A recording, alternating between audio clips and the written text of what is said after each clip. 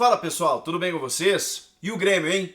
Jogo contra o Juventude é decisivo pro Thiago Nunes. O Thiago Santos teve uma lesão mais séria do que se imaginava. O goleiro Breno ainda tá fora do time, mas o Darlan está de volta. Vamos falar sobre esse momento do tricolor gaúcho. Chega mais, eu sou o Chico Garcia, inscreva-se no canal e vamos juntos.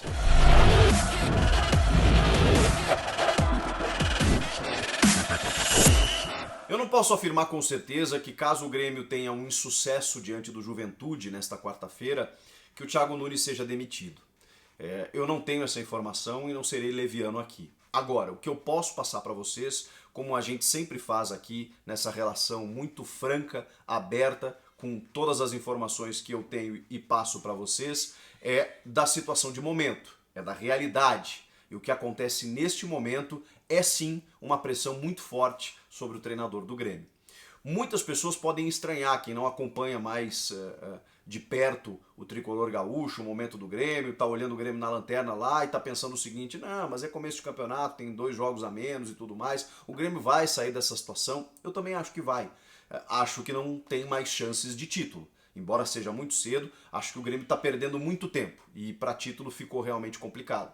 Mas não acho que o Grêmio será rebaixado. Agora, sim, o título gaúcho, aquela sequência de vitórias quando o Thiago chegou, sobrando na Copa Sul-Americana com adversários muito questionáveis, e as vitórias, a vitória no Grenal, por exemplo, ela realmente deu um gás muito grande na chegada do Thiago Nunes. Mas de novo, o Grêmio, que viveu isso com o Renato Gaúcho, inclusive, chega a um ponto em que não pode se apegar apenas ao clássico regional e ao campeonato estadual. Chega um momento em que o Grêmio precisa olhar para a sua grandeza, para o seu tamanho, para a sua necessidade, para a sua folha salarial de 14 milhões de reais, para todo o seu investimento, o seu orçamento e pensar: eu não posso ser o último colocado.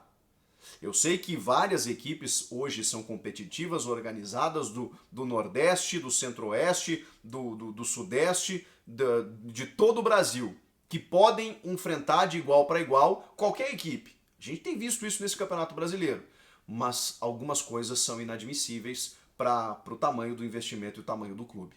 O Grêmio não pode ser o último colocado, mesmo com 2 jogos a menos. Não pode ter nenhuma vitória, não pode ter 2 pontos em 15 disponíveis. Não pode. Ainda mais numa sequência contra equipes que não irão disputar o título brasileiro. O Grêmio também não vai mais, mas contra equipes que não são da mesma grandeza do tricolor gaúcho. Espero que vocês me entendam, não é aqui nenhum tipo de preconceito, tá? Mas o Grêmio talvez tenha pegado apenas o Santos em nível de igualdade por história, por elenco, e o Grêmio empatou em casa com o Santos, e no resto não ganhou. Empatou agora com Fortaleza, também jogando em casa. Porque desses 5 jogos que o Grêmio tem, 3 foram em casa. E o Grêmio perdeu 1, empatou 2. E os outros perdeu. Então assim, é uma campanha lamentável, terrível. Tem o contexto da Covid-19 que chegou no elenco, tem alguns desfalques, tem alguns problemas que o Thiago Nunes teve. Mesmo assim, isso não pode mais ser usado como desculpa. E aí por isso eu digo para vocês, o Juventude é um adversário que também luta pela sobrevivência, pela permanência na Série A. O Juventude não vai disputar algo a mais do que isso. É um adversário que historicamente o Grêmio levou vantagem. Um insucesso contra esse Juventude, assim, gente, vai entrar nesse combo de resultados e posturas e desempenhos inaceitáveis do time do Thiago Nunes. E aí tem um outro problema. Não é só a questão do campo. O Thiago Nunes, ele tá enfrentando o mesmo problema que ele enfrentou no Corinthians. Ele tá perdendo a mão do vestiário. Ele não tá conseguindo controlar e administrar o vestiário. Isso é informação de bastidor. Vocês lembram quando ele chegou no Corinthians, afastou o Ralf e o Jadson, a galera não gostou de início, depois ele teve problemas também para tirar jogadores do time, para mudar no esquema, aquela coisa toda. Teve problemas defensivos quando ele precisava tornar o Corinthians ofensivo e não conseguiu. E as entrevistas. Aí chega o Thiago Nunes nas entrevistas, a casa caindo, não, estamos bem, tivemos tantas finalizações certas, posse de bola e tudo mais. Não. Esse tipo de coisa, essa entrevista que não condiz com a realidade, ela sim derruba treinador. E eu aqui não estou dizendo que isso vai acontecer. Eu estou dizendo que todo esse cenário, Todo esse contexto está trabalhando para que o Thiago Nunes esteja cada vez mais pressionado. Se não vier um resultado positivo contra o Juventude, mais do que isso, se o time não jogar melhor, se o time não tiver uma postura diferente, realmente o trabalho dele não vai longe. Vamos lá, ele tem algumas mudanças, tá? O Thiago Santos, que foi titular só com ele, né? O Renato nem conseguiu trabalhar com o Thiago Santos. Era um volante que o Grêmio não tinha no seu grupo. É um roubador de bolas ali que se firmou como titular. Teve uma lesão muscular que não é tão simples assim. E ele para por um período de 4 a 6 semanas. Ele deve voltar só em agosto. Então ele vai perder aí decisão de Copa do Brasil com vitória, vai perder jogos importantes do Campeonato Brasileiro. É realmente um desfalque significativo. E o Grêmio vai precisar mexer no seu meio-campo. Talvez isso ajude o Thiago a encontrar um novo meio-campo, porque está difícil. É por ali que passam os maiores problemas do Grêmio. Além de outros setores, né, como a lateral esquerda, por exemplo, mas que ainda tem o Diogo Barbosa como titular e o Cortez voltando a ser relacionado. O Cortez tinha uma sondagem do Bahia e tudo mais, mas me parece não aconteceu. O Rafinha na direita, o Kahneman, que foi expulso no jogo contra o Fortaleza, está suspenso, vai o Paulo Miranda, que é um jogador altamente questionável ao lado do Jeromel. E no gol tem uma mudança também, porque o Breno, goleiro da seleção olímpica agora, né, que vai para as Olimpíadas, vai desfalcar o Grêmio durante um longo tempo, mas o Paulo Vitor realmente parou de ser relacionado, contrariando inclusive o que o Thiago Nunes pensava, né? Porque na opinião do Thiago Nunes, em algumas entrevistas, o Paulo Vitor não falhou contra o Sport, é um goleiro experiente, que tá tudo certo, só que no jogo seguinte ele sequer foi relacionado, porque teve uma interferência da direção. Então o Thiago Nunes não tá conseguindo nem controlar o próprio vestiário e a própria escalação, só para vocês terem uma ideia. O Breno não vai poder jogar, ele pegou a Covid-19, se recuperou da Covid, mas ainda não tá pronto. Só que aí também tem o menino Gabriel Chapecó, que jogou na Sul-Americana e jogou recentemente, agora jogou contra o Fortaleza, pegou até pênalti, então o Grêmio está tranquilo, né? Porque é um bom goleiro, um ótimo goleiro da base também, pode ser aproveitado muito melhor do que o Paulo Vitor, por exemplo. Na ausência do Breno, põe o Chapecó. Quanto a isso, está tudo certo. Aí vem o meio de campo. Quem vai abrir o meio campo é o Victor Bobsin, que contra o Ceará jogou numa função mais avançada. O Bobsin vai jogar de primeiro homem, que é a função que ele jogou na seleção sub-17, que ele está acostumado. Volante canhoto, de saída de jogo, muito bom jogador. Esse moleque vai ser titular do Grêmio. Acho que, apesar dele não ter a característica do Thiago Santos, o Grêmio ganha até em qualidade técnica com a presença do Bobsin. O Matheus Henrique, que está devendo, que também está na seleção olímpica, mas que precisa jogar mais, que precisa centrar um pouco mais, baixar um pouco a bola, achar que ele não é o Arthur.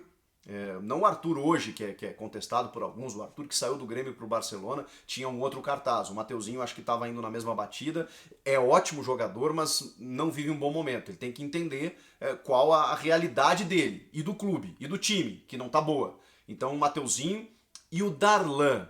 O Darlan é a grande novidade. O Darlan eu não sei o que estava fazendo, devia estar cortando a grama do campo suplementar lá, nem é mais campo suplementar, é do CT Luiz Carvalho agora, porque um jogador que jogou muito bem a reta final do Campeonato Gaúcho, entrou em partidas da Sul-Americana, virou titular nessa função mais avançada, um terceiro homem de meio campo, substituindo o Jean-Pierre quando ele lesionou, e também porque o Jean-Pierre se tornou insuficiente para o time. De repente o Darlan foi sacado e não jogou mais. Do nada ele volta agora como titular, pelo menos essas são as informações. Bom, de qualquer forma, é uma grande notícia, porque o Darlan é o melhor jogador para fazer essa função. Melhor que inclusive o Jean-Pierre. Não na técnica, não na bola, mas na efetividade. O Darlan sempre quando entrou deu mais conta do recado. Aí na frente o Grêmio tem um ataque que no papel é maravilhoso, é poderosíssimo, mas que dentro de campo ainda não está resolvendo. O Diego Souza lá na frente, que esse ainda é o menos culpado, né, porque precisa ser abastecido e faz gol a rodo quando a bola chega no pé dele, esse não tem problema nenhum. Douglas Costa na direita como titular, que obviamente a gente também dá o desconto porque não chegou ainda, né? Tá chegando, não jogava há 4 meses, tá no seu terceiro, quarto jogo, tá começando como titular, tem todo um recondicionamento, mas ele ainda é um jogador de outra turma, outra técnica. Você nota nos movimentos que ele faz, embora ele não consiga fazer muita coisa, ele pensa numa rotação acima dos demais. Ele logo vai estar a pleno, vai estar 100% e a gente vai ver o diferencial que ele vai trazer para esse time. Tomara que a gente já consiga ver alguma coisa um pouco mais evolutiva na presença do Douglas Costa. E o Ferreirinha do outro lado que precisa voltar a jogar, né? Precisa esquecer a negociação com a renovação, a Copa do Mundo, ganhar 1 milhão por mês, todas essas coisas que ele quer fazer no Grêmio ainda, mas antes disso ele precisa jogar futebol. E precisa jogar futebol não só no Campeonato Gaúcho, mas também no Campeonato Brasileiro.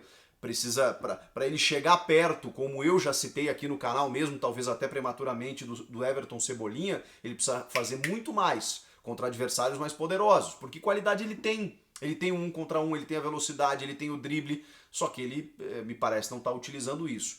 Tem só um parênteses aí que é preciso ser feito, porque ele foi um dos jogadores, segundo informações, que mais sentiu a Covid-19. E talvez seja uma sequela disso, pode ser. E aí, obviamente, a gente dá o desconto. Agora, ele está devendo.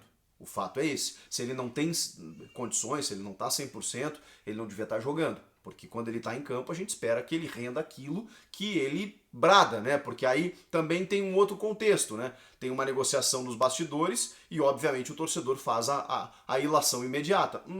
Tá pedindo muita grana, tá querendo renovar e aí tá com a cabeça meio longe, não consegue desenvolver o melhor futebol. Mas, enfim, na teoria, esse é o time do Grêmio e é um time que muito capaz de vencer o Juventude. Juventude que venceu o Flamengo na última rodada. Mas ainda assim, o Grêmio precisa desesperadamente dos 3 pontos. Precisa chegar no campeonato, né? Precisa começar. Precisa estar estacionado. Precisa arrancar. Porque senão aí começa a ficar complicado pro time no campeonato e para a sequência de trabalho do Thiago. Esse jogo é chave, viu, gente? É decisivo. Comenta aqui, inscreva-se no canal e eu volto na próxima. Tchau!